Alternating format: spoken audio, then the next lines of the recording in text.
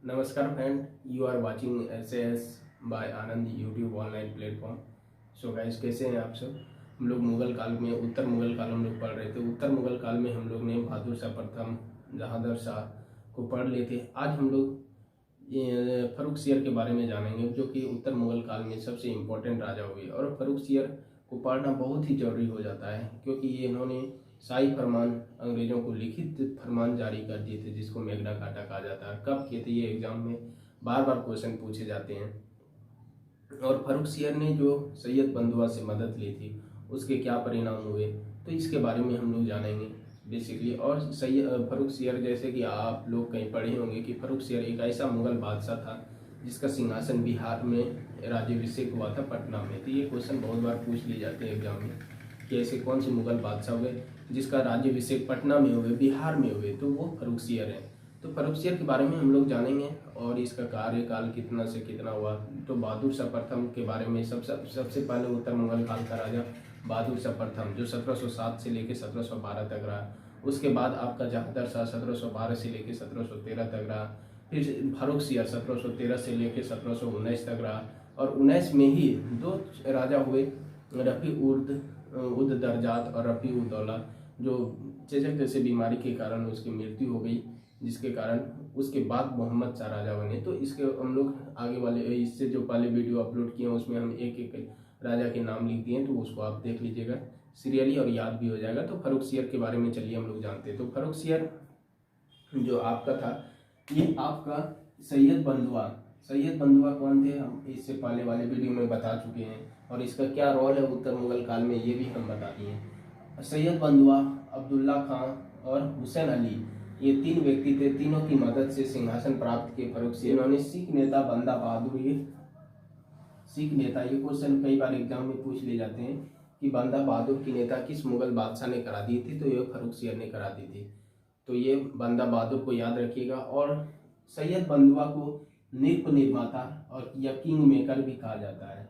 नृप निर्माता, king maker इसलिए कहे जाते हैं कि सैयद बंधुआ ने ही फर्रुखसियर को बनाया था राजा, इसलिए इसको नृप निर्माता या किंग मेकर कहते हैं। और आपका जामशोरमन के नेतृत्व में ये आपका जो मैग्ना कार्टा इसको कहा जाता है 1707 को, ये ईस्ट इंडिया कंपनी आया था भारत। और ये जामशोरमन के नेतृत्व में ईस्ट इंडिया कंपनी भारत आया था। और इसके दल में एक चिकित्सक थे। उस समय फर्रुखसियर बीमार हो गए थे, चेचक हो गया था फर्रुखसियर को। और पहले चेचक आप लोग को पता होगा कितनी इस गंभीर समस्या वाली बीमारी थी। आज भी उसके प्रॉपर टीके नहीं निकले हैं, लेकिन टीके निकल गए हैं। लेकिन भारत में अभी भी तो उसको भगवान मानते हैं बहुत कोई। तो आपका उसके साथ एक चिकित्सक थे हेमिल्टन ने फर्रुखसियर को ठीक कर दिया। तो फर्रुखसियर की जान बचा दी। और उत्तर मुगल काल में हम बताए कि राजा को जो अच्छा लगता था वही, मतलब उसी से प्रभावित होकर कुछ भी उसको उपाधि जारी कर देते थे या कोई सा पद दे देते। तो जैसे जहांगीर शाह ने दिए थे। उसके बाद आपका फर्रुखसियर, तो हेमिल्टन से जब वह ठीक हो गए, तो हेमिल्टन चिकित्सक ने उसे ठीक किया। तो अंग्रेजों को उन्होंने 1707 में लिखित प्रमाण पत्र दे दिया कि आप बंगाल वाले क्षेत्र में टैक्स वसूल कर सकते हैं, जिसको इन्होंने क्या बोला, मैग्ना कार्टा कहा है। शाही फरमान जारी कर दिया व्यापारिक लाभ के लिए बंगाल वाले क्षेत्र में। बेसिकली ये बंगाल वाले क्षेत्र में शाही फरमान जारी करवा दिया। और इसे मैग्ना कार्टा कहा जाता है। 1707 के व्यापारिक लाभ के लिए जो शाही फरमान फर्रुखसियर ने जारी किया था, उसी को मैग्ना कार्टा एक तरह से होता है लिखित आदेश जारी करना, जिसको हम लोग मैग्ना कार्टा कहते हैं। तो फर्रुखसियर ने ये जारी कर दिया। इसके पहले भी राजा ने जारी किए थे, लेकिन लिख के नहीं देते, उसको ऐसे मौखिक दे देते कि जाइए आप वहाँ पे टैक्स वसूल कर सकते हैं, आप वहाँ पे रह सकते हैं, लेकिन लिखित नहीं किए थे। लेकिन फर्रुखसियर ने लिखित दे दिए, इसलिए फर्रुखसियर को 1707 में जो लिखित जारी प्रमाण किए थे, इसको इसलिए मैग्ना कार्टा कहा जाता है। उसके बाद आपका सैयद बंधुआ का रोल आपका बहुत इंपॉर्टेंट हो जाता है। देखा कि फर्रुखसियर को सैयद बंधुआ ने बनाया। अब सैयद बंधुआ की इसको कोई सा पद दिया नहीं सैयद बंधुआ को, और इन्होंने उल्टे अंग्रेजों को शाही फरमान जारी कर दिया। तो सैयद बंधुआ ने बड़ी चालाकी से क्या की कि पेशवा उस समय जो बालाजी विश्वनाथ थे, उससे दिल्ली समझौता कर लिया, दिल्ली में समझौता कर ली और दिल्ली समझौता करके पेशवा के सहयोग से फर्रुखसियर को अंधा करवा के मरवा दिया।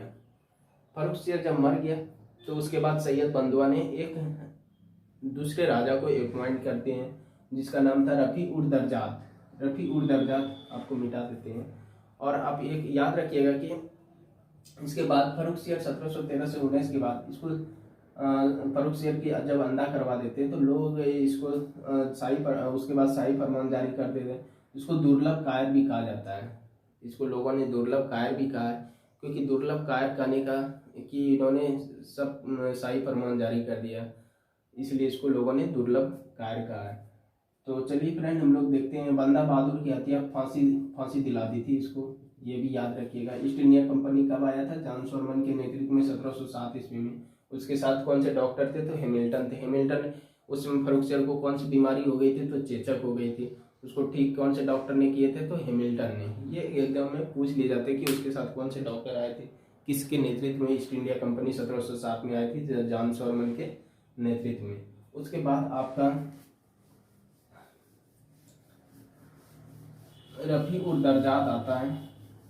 ये दो छोटे छोटे राजा हुए जो सबसे कम समय के लिए मुगल बादशाह बने, जिनमें से एक आपका चौथा नंबर आता है आपका फर्रुखसियर के बाद रफ़ी उर दर्जात।